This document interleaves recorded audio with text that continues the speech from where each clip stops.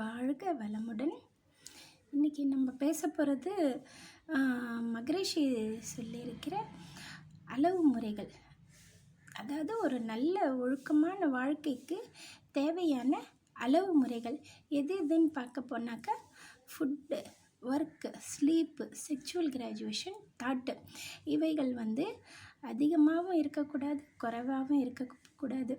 ஞான களஞ்சியம் பாடலில் மகரிஷி சொல்கிறாரு, தூக்கம், வேலை, உணவு, பாலியல் திருப்தி, சிந்தனை இவற்றில் ஏதேனும் ஒன்று நிராகரிக்கப்பட்டாலோ அல்லது மீறப்பட்டாலோ அது உடலின் சிறப்பை அறியாதவர்களின் செயல்களாகும்.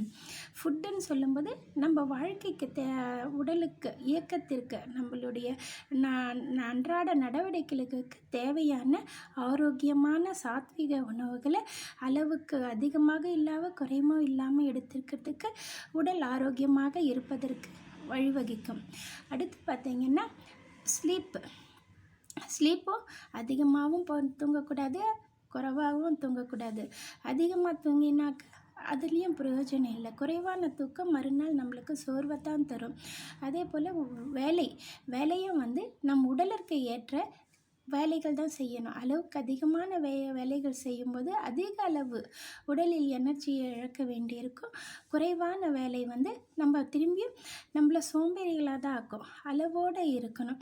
அதே ஒரு பாலிய திருப்தியும் நம்மளுடைய அளவுக்கு மீறாமல் சில நாட்கள் தவிர்க்க வேண்டிய ஏகாதசி, அஷ்டமி, நவமி, வருடப்பிறப்பு, சில முக்கியமான நாட்கள் அது கடவுளுக்குரிய நாட்கள். அந்த நாட்களில் கடவுளின் நினைவாகவே நாம் இருக்கும்போது நல்ல பலன்களை தரும்.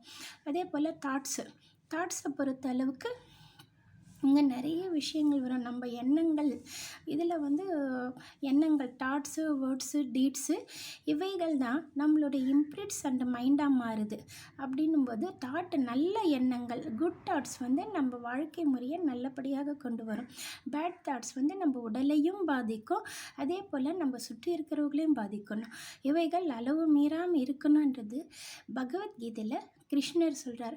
யுக்தஹார விஹாரஸ்ய யுக்த சேஷ்டஸ்ய கர்மசு யுக்த ஸ்வப்னாய போதஸ்ய யோக பவந்தி துக்கஹ.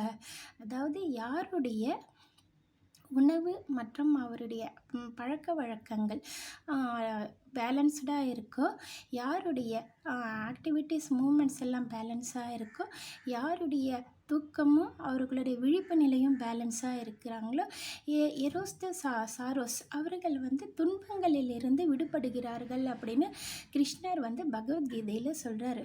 இதே தான் நம்ம மகரிஷியும் 5 ஆஸ்பெக்ட்ஸ் இன் அவர் ஹெல்த்தி லைஃப் அப்படின்னு சொல்கிறார்.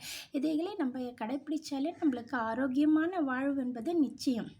வாழ்க வளமுடன்.